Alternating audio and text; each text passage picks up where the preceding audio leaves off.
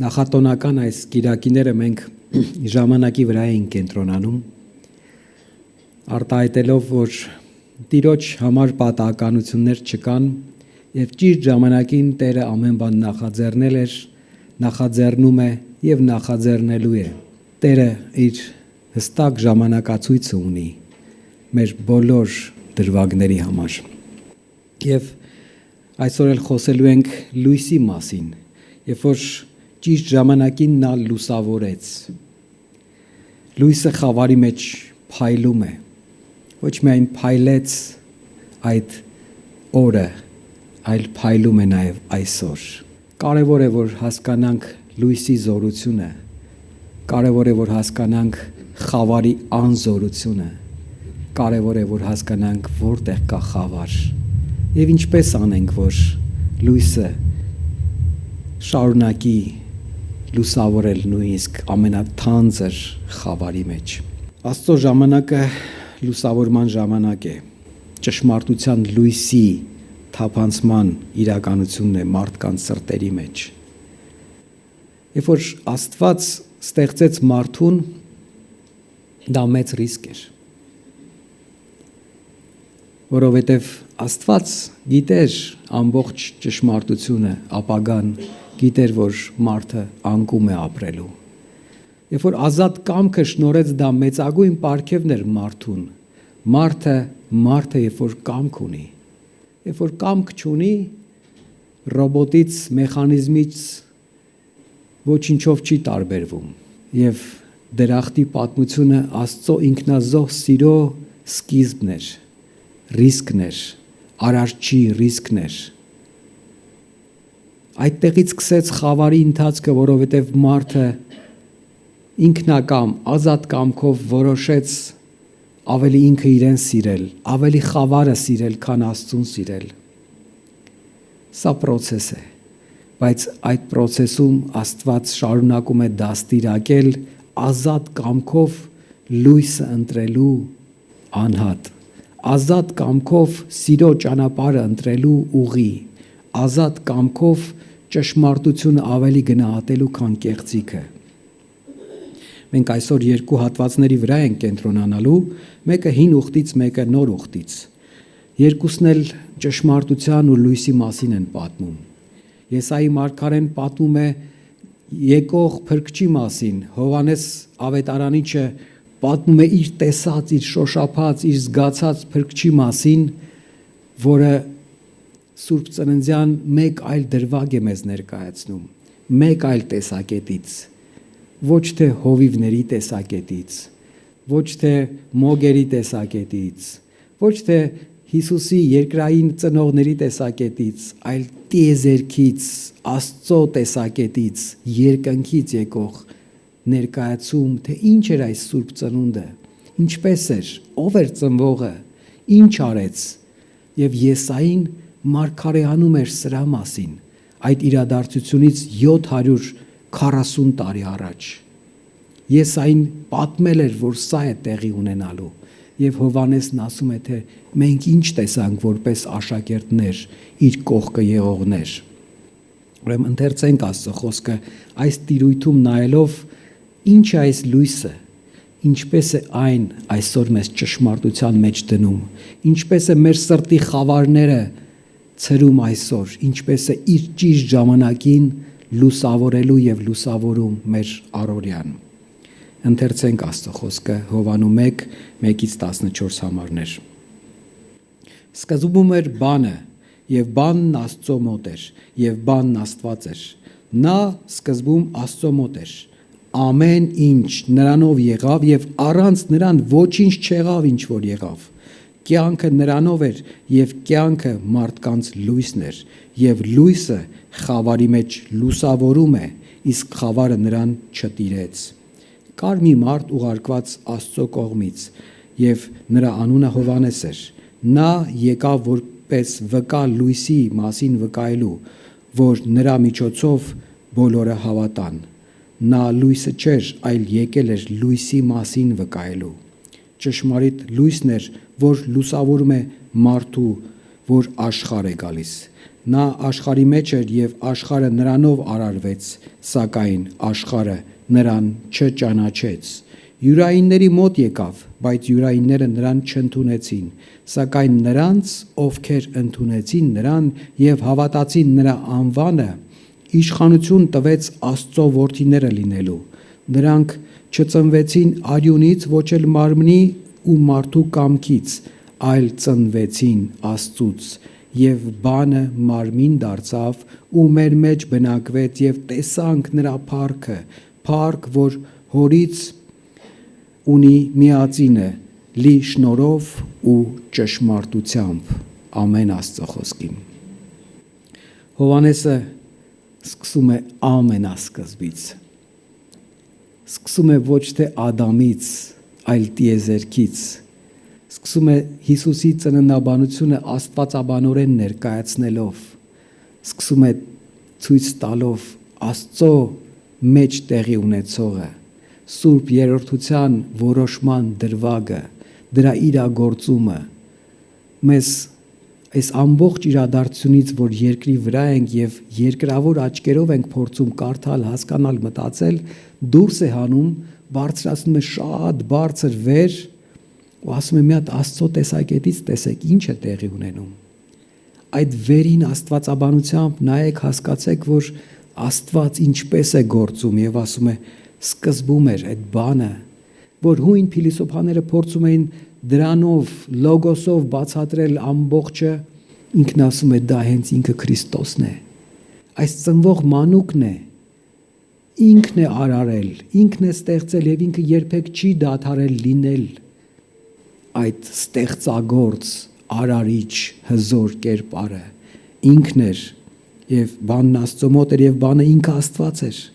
նա սկզբում Աստծո մոտ էր, ամենասկզբից էլ ամեն ինչ նրանով եղավ, առանց նրան ոչինչ չեղավ, ինչ որ եղավ, ինչ որ արարչագործության մեջ կա, ինչ գեղեցկություն, համաչափություն, օրինաչափություն, որ մենք տեսնում ենք, ինչ որ կարող ենք զգալ, շոշափել եւ նույնիսկ չենք կարող զգալ եւ շոշափել, բայց դա կա, դա ինքն է ստեղծել, իրանով է արարվել,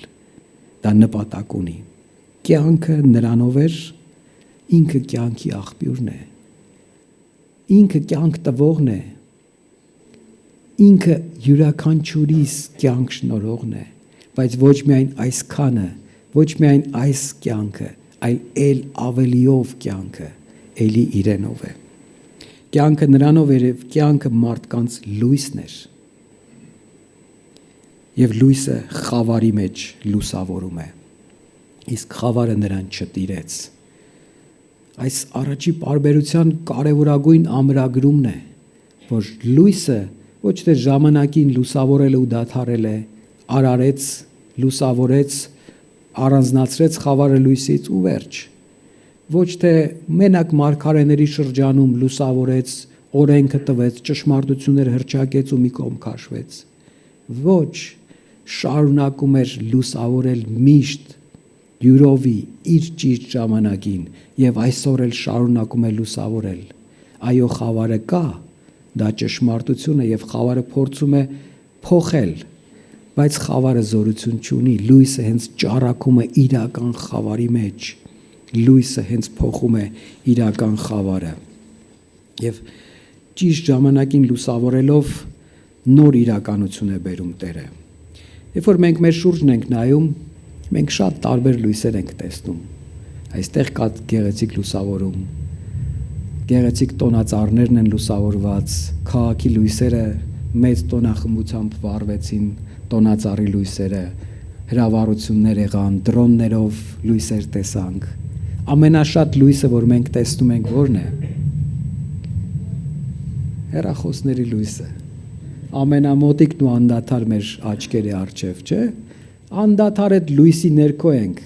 այդտեղից ենք լույս փնտրում, լույս տեսնում, լուսավորվում։ Ինչ լույսեր են սրանք։ Դրանք լույսեր են, բայց արդյոք դրանք ցրում են խավարը, թե կուտակում են խավար։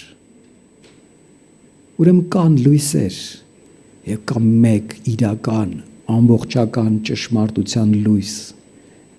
Այս փոքրիկ լույսերը, որ մեր շուրջն են,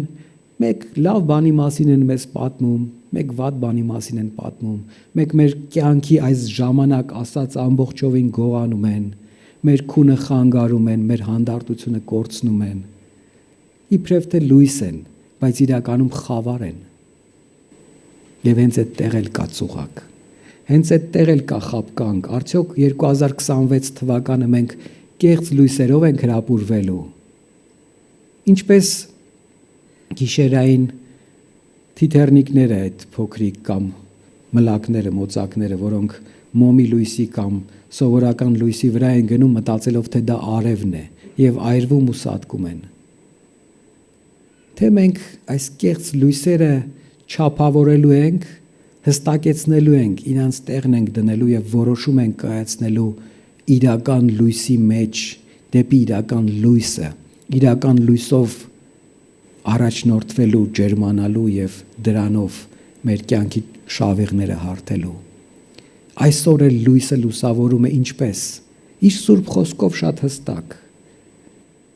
ամբողջովին ներկայացված, եւ դրա համար առաքյալն ասում է. ճշմարիտ լույսն էր, որ լուսավորում է ամեն մարդու, որ աշխարհ է գալիս։ Յուրաքանչյուրի համար Աստված բացում է իր ով լինելը, ընդհանուր շնորհով, ցույց տալով, թե բարիների, թե չարերի համար, բոլորի համար այդ արևը բացում է, անձրևը տալիս է, պարարտությունը տալիս է, հնարավորությունները ստեղծում է, ներկայանում է յուրաքանչյուր անհատի յուրովի, իրեն հասանելի ձևով ասում է. ես եմ, այստեղ եմ, քո փրկիչն եմ։ Դու ազատ կամք ունես ընտրելու լույսը կամ խավարը, դու որոշի։ Եթե չունենաս ազատ կամք ընտրելու, այլ էակ կկոչվես։ Ես քեզ ներկայանում եմ, շնորհում եմ հավատք, որ շարունակես տեսնել լույսը, գնահատիր այն լույսը, որ ունես։ Եվ մենք այսօր ընտրության առջև ենք նաև այդ իմաստով, որ լույսն է մեր համար գայթակղիչ, որ լույսն է մեզ համար ավելի արժեքավոր։ Եվ խաբկանքը հենց նրա մեջ է, որ կեղծ լույսերը շատ ավելի են ֆիզիկական աչքերով երևում ու շատ ավելի են հրապուրիչ դառնում, քան այն իրական լույսը, որ միայն հոգևոր աչքերով է երևում, բայց շատ ավելի փայլուն է, շատ ավելի ճոխ է։ Եվ ընտրությունը նրա մեջ է, թե որ աչքերն են բաց եւ որ աչքերն են փակ։ Մենք շատ հաճախ ֆիզիկապես տեսնող ենք, բայց հոգևորապես կույր։ Եվ Հովհաննես ավետարանը հենց սրա մասին է պատմում, որ ֆիզիկապես տեսնողները կուրացած են, բայց կույրերը սկսում են տեսնել եւ նաեւ ֆիզիկապես են սկսում տեսնել, եւ ապացույց նրա, որ երբ որ հոգեվոր աչքերը բաց են, ամեն բան իր տեղում է։ Ճշմարիտ լույսն էր, որ լուսավորում է ամեն մարդու, որ աշխարհ է գալիս։ Նա աշխարհի մեջ էր եւ աշխարհը նրանով արարվեց, սակայն աշխարհը նրան չճանաչեց։ Նպատակը այն էր, որ ճանաչեր ամբողջ աշխարհը։ Պատկերացրեք, երբ որ Մովսեսը խոսում էր Աստծո հետ, իրենից լույս էր ճառագում։ Ինքը քող էր իր վրա գցում, որ ժողովուրդը չգայթակղվի։ Երբ որ իջնում էր Աստծո այդ զրույցից, հիմա Աստծո ամբողջ լիությունը մարդկանց մեջ է, ամբողջական լույսը մարդկանց մեջ է, Քրիստոսի լույսը։ Բայց մարդիկ չեն լուսավորվում նենց, որ ճառագի լույսը իրենցից։ Մովսեսը դեռ խնդրում էր, ասում էր, քո ամբողջ փառքն եմ ուզում տեսնել, Տեր, այդ լուսավորված վիճակում ասում էր, ամբողջ փառքդ եմ ուզում տեսնել։ Տերը իր փառքին փոքրիկ կտորն էր ցույց տալիս, բայց ավետարանները մեզ սովորեցնում են, որ ամբողջական Աստծո փառքը Քրիստոսի մեջ է եղած։ Լույսը Քրիստոսով ամբողջական ճառագեց։ Երբ որ մենք դա իսկապես մերն ենք դարձնում, ընդունում ենք դա, մենք սկսում ենք ճառագել, սկսում ենք ավետարանը տարածել, փրկության ավետարանը ամբողջությամբ։ Այս ճշմարտությունը մեր մեջ սկսում է այնքան զորավոր լինել, որ երբ որ մեր հետ խոսում են, տեսնում են, որ այլ որակ կա այս մարդու մեջ, այլ առանցք կա, այլ հիմք կա կյանքի, դժվարությունները այլ կերպ է հաղթահարում։ փորձությունները այլ կերպ է հաղթահարում, որովհետև ավետարանով լուսավորված է, որովհետև Քրիստոսով է ապրում եւ սա նոր որակ է բերում կյանքին։ Այստեղ Հովհաննեսը նաև հստակեցնում է, որ լույսը ոչ թե մարդկանցից է գալիս, այլ Աստծուց է գալիս։ Եւ մարդիկ դառնում են խողովակները, կրողները, փոխանցողները, բայց ոչ աղբյուրները։ Սկզբում էր բան եւ բանն Աստծո մոտ էր եւ բանն Աստված էր։ Այդ բանը, լոգոսը, իմաստությունը, լույսը, ամեն բան Աստծո մոտ էր եւ Աստծո մոտ է շարունակում մնալ եւ ինքն է կյանքի աղբյուրը եւ լույսի աղբյուրը։ Լույսը չի ծնվում խավարից, լույսը չի ձևավորվում մարդկանց ջանքերի կամ բարոյական առաջընթացի միջոցով։ Ինքը ինքնին կա, ինքը իր չափանիշն ու ստանդարտն ունի։ Եթե մենք մտածենք, որ մեզնով է մի քիչ ավելի բարոյական լինենք, ուրեմն լույսը լավը կլինի կամ տարբեր բաներ, որ այսօր աշխարհում տենդենսներ են դարձել, փիլիսոփայություններ են դարձել եւ այդպես են քարոզում։ Մենք սխալ տեղ կհասնենք։ Լույսը ինքնին կա, ինքնին ասում է եւ անում է իր ուզածը։ Կախված չի մեր ով լինելուց։ Մենք ենք, որ մեզ պետքա ենթարկենք այդ լույսին, որպեսզի լույսի կրողներ լինենք։ Լույսը գալիս է վերևից Աստծուց եւ հենց այդ պատճառով խավարը չի կարող հաղթել նրան։ Մենք չպետք է այդ վախերով ապրենք, որ միգուցե խավարը կհաղթի։ Ոչ, խավարը գործիք է, ժամանակավոր երևույթ է, ինքը իր տեղն ունի։ Հավասարազոր ուժերի մենամարտ չի սա, որին կերակրենք նայել կհաղթի։ Սա քրիստոնեությունը չի։ Լույսը արդեն հաղթած է։ Լույսը ամենակարող է, արարիչն է։ Խավարը դեռ ժամանակավոր գոյություն ունի, որպեսզի հստակեցվի, թե ով է լույսի որդի եւ ով է խավարի որդի։ Եվ խավարը ցրվելու է, անհետանալու է, երկնային արքայության մեջ այդ խավարը չի լինելու։ Ժամանակակից մարդը հաճախ փորձում է լույս գտնել հաջողության մեջ, ինքնազարգացման մեջ կամ նյութական ապահովության մեջ։ Փորձում է գտնել տարբեր տեղերում լույս գտնել, առաջնահերթություն տալ դրան, բայց դա նույն կեղծ լույսերի նման է, որոնք այրելու են թևերը, որոնք դատարկ են թողելու, որոնք անիմաստ են դարձնելու կյանքը։ Դրանք ժամանակավոր թեթևացումներ են տալու ինչ-որ դրվագներով, երբ որ փնտրտուքի մեջ ես, բայց չեն կարող լուսավորել հոգևոր խորքերը։ Դրանք չեն թափանցում այն դատարկությունը, որը միայն Աստծո լույսը կարող է լցնել։ Ամեն անհատ, երբ որ ստեղծվում է, ծնվում է այս աշխարհում, փնտրում է այդ լույսը, որովհետև այդ լույսը կարող է գոհացնել։ Եթե այդ լույսը չես թողել, որ սրտիդ մեջ թափանցի, չունես լույս։ Խավարի մեջ ես։ Լույսը փայլում է խավարի մեջ, ոչ թե թեթև արկայծում է։ Պատկերացնում եք, չէ՞ տարբերությունը։ Կա մութ գիշեր ու մի փոքրիկ լույս։ Կա մեր պատկերացումներում մութ թունել, մեկ այդ տեղով գնում ենք, հեռվում տեսնում ենք, որ լույս կա, դեռ հույս կա։ Բայց երբ որ Քրիստոսի լույսն է, այդ թունելը թունել չի, դա լուսավոր ընտանիք է։ Արդեն իսկ դու այդ տեղով քայլում ես եւ տեսնում ես շատ ավելի ճոխ լույս, հաղթանակած, փառավոր լույս, երկնային լույս, բայց դու էլ խավարի մեջ չես քայլում։ Դու մութ թունելի մեջ չես փնտրում լույս վերջում։ Դու լուսավոր սենյակում վայելում ես Քրիստոսին ու գնում ես դեպի հավիտենական հաղթանակ։ Եվ սա խավարում արդեն փայլատակած ու խավարին հաղթած լույսի իրականությունն է։ Սրա մասին Եսայի մարգարեն է շատ հետաքրքիր ու գեղեցիկ ձևով մեծ պատմում եւ կարեւոր է որ մենք Եսայի հատվածն էլ ընթերցենք, որպեսզի ամբողջական պատկերացնենք, թե ինչի մասին էր սա, ինչպիսի լույսի մասին է մեզ մարգարեացել Եսայի մարգարեն, որի իրականությունը տեսնում ենք Քրիստոսի մեջ։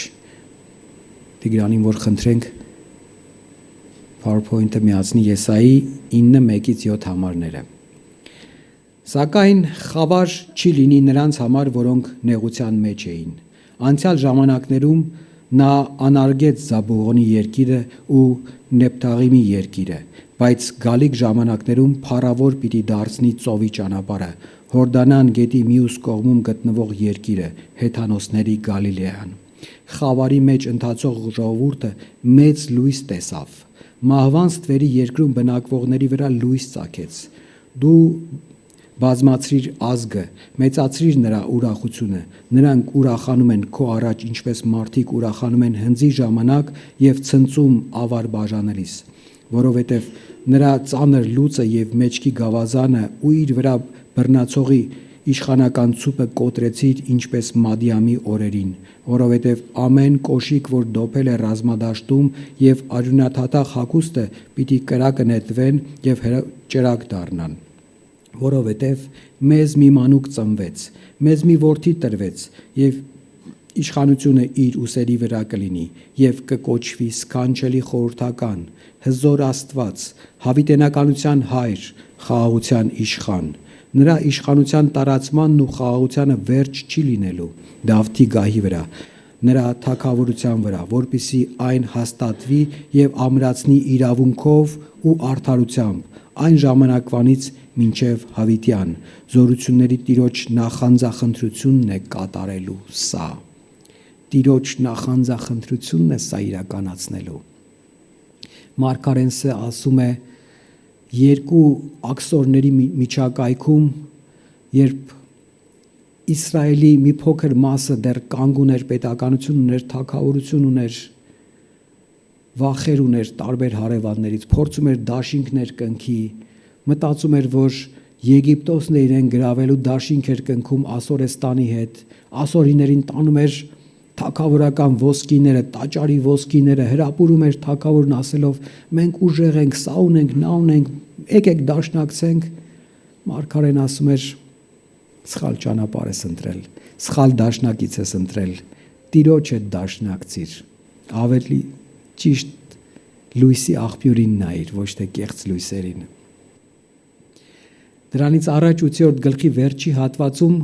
նկարագրում է, որ մարդիկ այս տագնապներն ունեն, բայց ում են հարցնում, ճշմարտությունը որտեղ են փնտրում, ասում է, որ մեռելներին են սկսում հարցնել։ Եվ Տերը հենց այդտեղ է բերում այդ խավարի իրականությունն, ասում է, ինչը ողջերի իրականության մասին այլ տեղ չունեք հարցնելու, մեռելներից եք հարցնում։ Դե ուրեմն ամբողջական խավարի մեջ եք ու ամբողջական խավարը ձեզ կտիրի։ Եվ դրանից հետո է, որ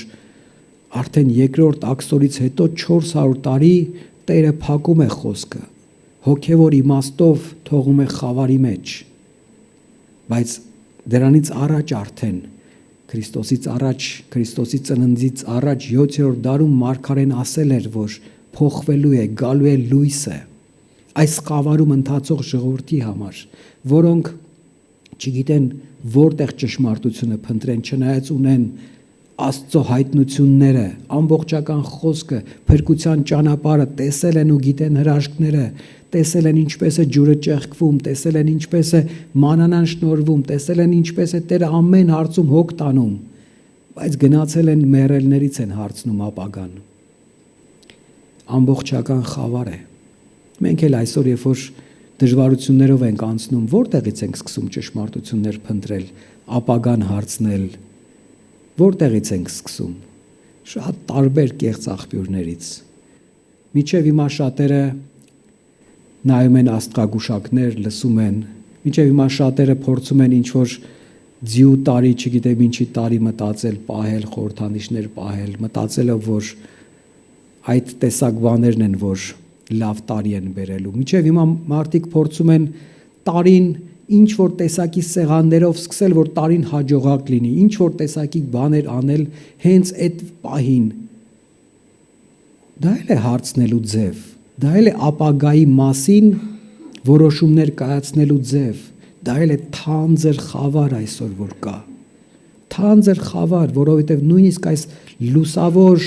ճշմարտությունը ունենալու իրավիճակում, Քրիստոսին ճանաչած իրավիճակում մենք էլի Քրիստոսից չի, որ հարցնում ենք մեր առօրյայի խնդիրների պատասխանները, այլ խավարից ենք հարցնում։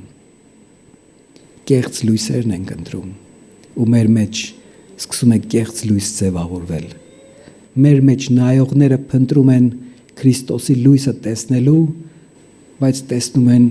կեղծ լույս։ Եվ Քրիստոս զգուշացրել էր, որ ահավոր կլինի, եթե ձեր միջի լույսը կեղծ լինի։ Ուրեմն, սիրելիներ, ինչպես Եսային էր մեզ զգուշացրել, որ լինելու է խավար, լինելու է թանձր իրական խավար, բայց Աստված ճիշտ ժամանակին ողորմություն արեց ու բերեց իրական լույս, բերեց իրական լույսի իրավիճակ ու բերեց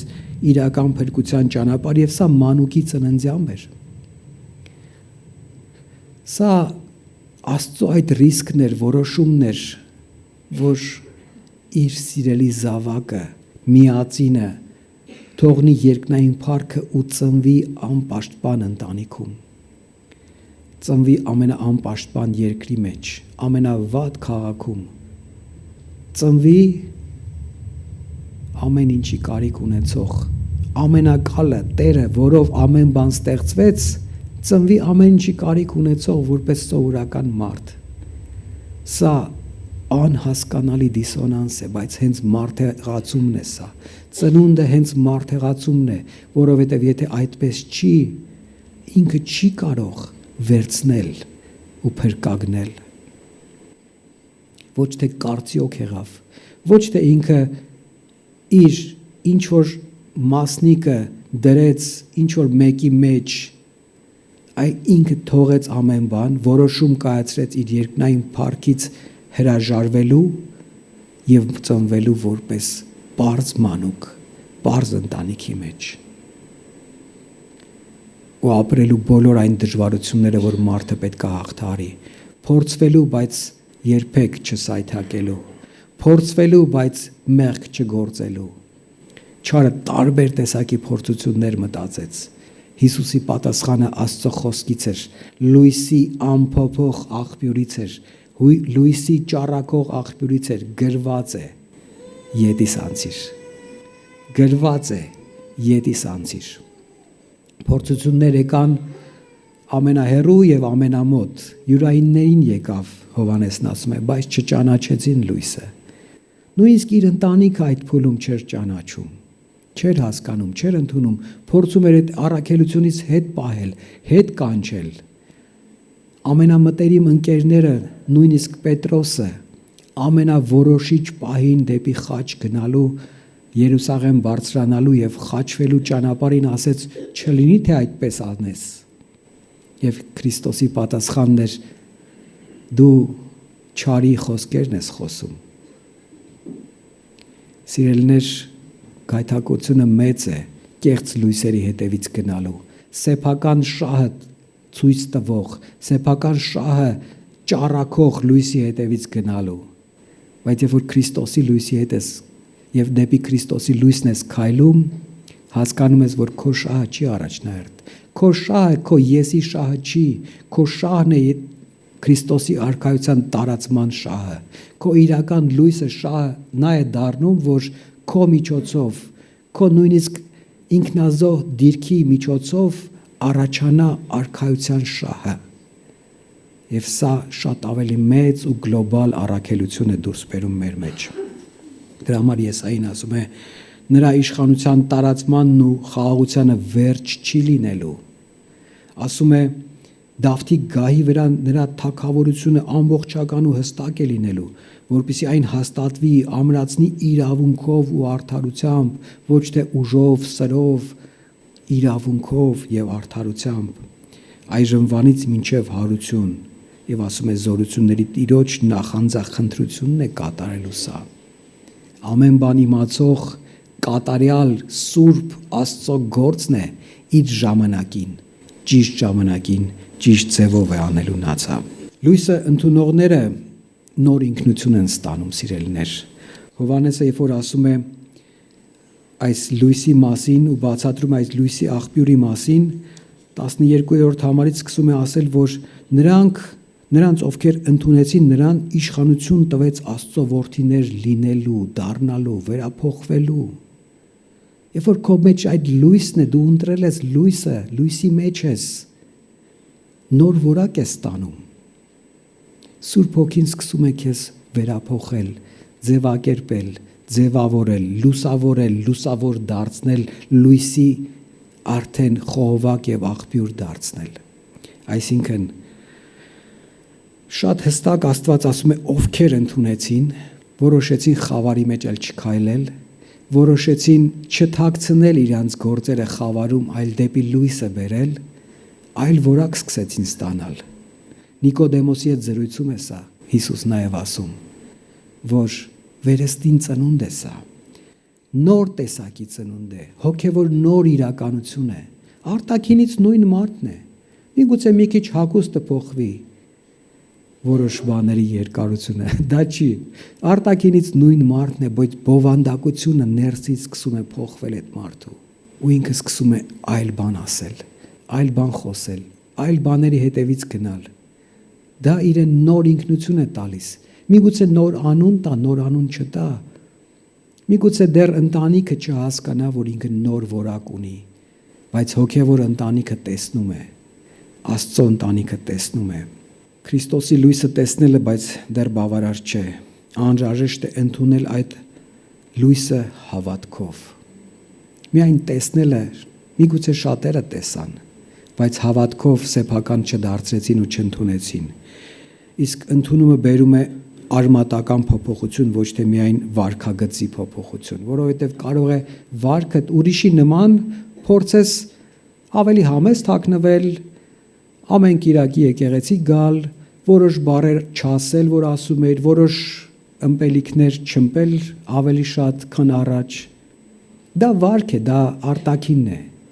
բովանդակային փոփոխությունն է, ինչ ես դու սիրում, ինչ ես մտածում, ինչու ես այդպես մտածում, սա է, որ լույսն է փոխում, քո եսը ներքին, դրա մղումները փոխում է եւ արդյունքում սկսում ես մեղքից զզվել, ոչ թե քեզ զսպել մեղքից, ուզենալ, բայց չանել, դա վարքն է, որովհետեւ այն մեկն էլ չի անում, ես էլ չանեմ, բայց միշտ ուզում ես, դա այլ է, երբ որ բովանդակային փոփոխությունը տեղի ունեն ու դու սկսում ես զզվել մեղքից, չուզենալ դա անել, միգուցե հանկարծ, միգուցե տարբեր դրվագներով դեռ սայթակես ընկնես, մի անգամից ոչ ոք սուրբ չի դառնում այդ իմաստով, բայց Տիրոջ ողորմությամբ դա պայքար է, որտեղ դու ամեն սայթակում հասկանում ես, որ սա մեծ դաս էր, ավելի զզվելու այդ մեղքից, ավելի հեռու փախչելու, ավելի հստակ որոշում կայացնելու դա մերժելու։ Այսպիսի լույսը սկսում է գործել մարդու ամբողջական կյանքի մեջ, վախերը նաև վերափոխելով դեպի վստահություն, որ տիրույթում դու վախ ունես, դա մահվան հանդեպ վախ է, այսպես անեմ, վերջս եկել է, բայց երբ որ լուսավորված ես Քրիստոսով ու գիտես, որ հավիտենական կյանքի ժառանգորդ ես արդեն, այդ վախերդ չեզոքանում են, գիտես, որ այսօրն էլ, վաղն էլ Տիրոջով են, Տերն է շնորհում հանապազորյա հացը, Տերն է ներում մեղքերը, Տերն է առիթ տալիս, որ հավիտենական կյանքի հույսով քո բոլոր վախերին իրանց անունով կոչես եւ չեզոքացնես, ասես այս տիրույթում Տերը իր լույսն է բերել, ուրեմն սա գոյություն չունի, սա չարի խապկանքն է, որ ես խավարի մեջ մնամ, բայց Տերը իր լույսով հենց այդ դրվագում հաղթանակ է բերում քո կյանքի այդ ոլորտի մեջ, որ դու վախի իշխանության տակ չմնաս։ Եթե Քրիստոսի լույսը բնակվում է մեր մեջ, այն անխուսափելիորեն արտահայտվում է մեր ընտանեկան փոխհարաբերությունների մեջ, մեր խոսքում, մեր ամեն տեսակ պոտենցիալների մեջ, որովհետև մենք սկսում ենք պտղաբեր լինել, որովհետև մենք սկսում ենք իրական ներող լինել։ Մեր իրական էությունը հենց ամենամտերիմ փոխհարաբերությունների մեջ է երևում, որովհետև արտաքինում դրսում դու կարող ես դիմակ ունենալ, կարող ես վարքդ ընդամենը փոխած ցույց տալ, բայց քո էությունը չես կարող անդադար թաքուն ու ծածուկ պահել հենց ընտանիքի մեջ։ Ու դրա համար ամենացավոտ վերքերն էլ ընտանիքի մեջ են, բայց ամենաուժեղ վկայությունն էլ ընտանիքի մեջ է։ ու սկսում ես փոխված որակ ցույց տալ, հենց ներելով, առաջնահերթ, հենց ցույց տալով, որ դու այն ինչ որ խոսում ես, այն ինչ որ կարդում ես, ինչին որ հավատում ես Քրիստոսակենտրոն իմաստով, դու դրան իրական հավատում ես, դու դրանով ապրում ես, ոչ թե դրանք լոզունգներ են, կլիշեներ են քո համար, բառակապակցություններ են, ասում ես ու անցնում ես առաջ, այլ դա քո էությունն է դարձել, դու այդտեղ լույսի կրող ես, այդ լույսը քո մեջ է եւ դա քո ամենօրյա որոշումների կայացման կենտրոնում է։ Ինչու եմ ես գնում այսինչ տեղը, ոչ թե այնինչ տեղը։ Իմ եսի համար, թե Քրիստոսի շահի համար։ Ինչու եմ ես այսպես վարվում, որպեսզի ես լավը երևամ, թե Քրիստոս իմ մեջ փառավորվի։ Սա է լույս լինելը, լույսը կրելը եւ ճառագելը ամենաառօրյա դրվագների մեջ։ Լույսը բացում է խաղաղության եւ հավիտենական հույսի հեռանկարը եւ Եսային եւ Հովանու այս հատվածը մեզ ասում է, որ լույսը արդեն հաղթեց խավարին։ Արդեն սա իրականություն է։ Սա հեռանկար է, որ մեզ մի մանուկ է ծնվել։ Մենք վաղ չեմիսօր այդ ծնունդը տոնելու ենք, բայց սա մշտական տիեզերական երևույթ է, ոչ թե վաղ չեմիսօրը ծնվելու է, ինքը միշտ ծնված է։ Կարևոր է, որ վաղը չեմիսօրը այդ Սուրբ Ծննդյան հենց պաշտամունքի մեջ մենք նորից վերահաստատենք, որ իմ համար էլ ինքը ծնված է։ Իմ համար էլ այդ հավիտենական հույսը իրական է։ Իմ համար էլ Բեթլեհեմի այդ աստղը, այդ լույսը ուղղություն է ցույց տալիս, որ չսայթակեմ։ Հենց իմ համար, ոչ թե կողքից նստածի համար։ Շատ հաճախ մենք երբ որ ճշմարտություններ ենք լսում, ասում ենք այն մեկին ցա շատ օգտակար կլինի։ Այն մեկին, բայց այդ լույսը քո համար է, իմ համար է։ Այն մեկը ինքը իր տեղն է պատասխան տալու։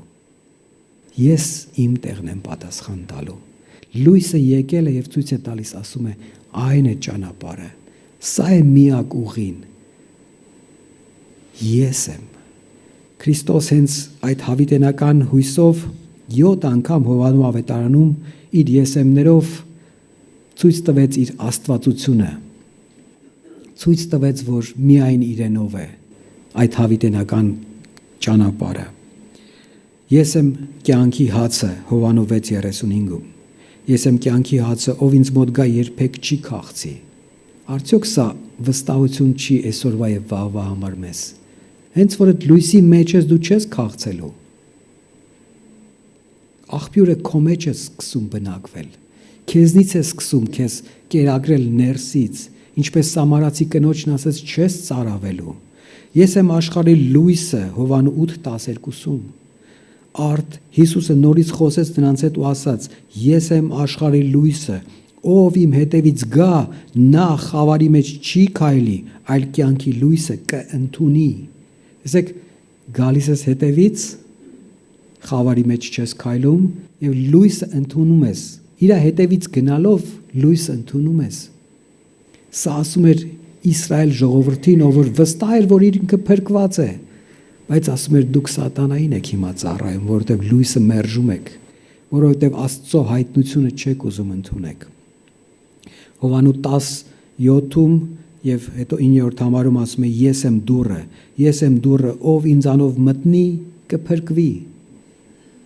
Ինքն է եւ ես եմը Յահվե Տիտղոսի հռչակումն է հունարենով։ Ես եմ հрьяաների ընկալմամբ այդ ժամանակվա ասելն էր, որ միակն եմ, ամբողջությունն եմ, ես եմ, Աստված եմ։ Ես եմ բարի հովիվը։ Մենք ինչքան ենք սիրում այս բարի հովվի սաղմոսները։ Հիսուսն ասում է դա ես եմ։ Ես եմ ձեզ առաջնորդում, ես եմ ձեզ պաշտպանում, ես եմ ձեզ կերակրում, ես եմ ձեզ ջուր խմեցնում։ Ես եմ բարի հովիվը իր կյանքն է տալիս ոչխարների համար։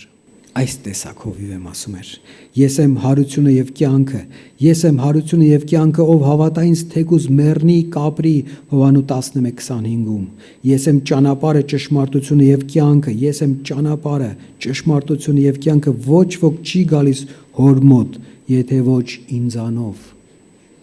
Ես եմ ճշմարիտ որդատունկը, իսկ դուք ճյուղերն եք։ Զգում եք, որ դուք ճյուղերն եք այդ ճշմարիտ որդատունկի։ Զգում եք, որ Աստված ձեզ պատվաստեց այդ լույսի տիեզերական հզորագույն աղբյուրի վրա, որ ձեր միջոցով ճառագի այդ լույսը եւ այդ ուրախությունը այդ լույսի դուք կարողանաք ցույց տալ, պատմել, վկայել ու կյանքեր փոխել, նախ ձեր կյանքը, ձեր ընտանիքի կյանքը, ձեր շրջապատի կյանքը։ Երբ որ որդատունկի վրա պատվաստված ես, Տերը շարունակում է էտել, մաքրել, հոգ տանել։ Այգեպանը քո հետ աշխատանք է տանում, բայց դու պտղաբեր ես լինում, դու իրական ես լինում, դու ազող չես տալիս, դու տալիս ես անուշահամ, թարմ,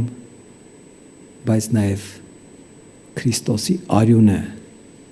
խորհրդանշող կարմիր հեղուկ։ Սիրելիներ, Տերը մեզ այսօր խոսեց, ասեց, որ իր ճիշտ ժամանակին իրական հաղթանակը խավարի համար, խավարի հանդեպ, խավարի իշխանության հանդեպ տեղի ունեցավ։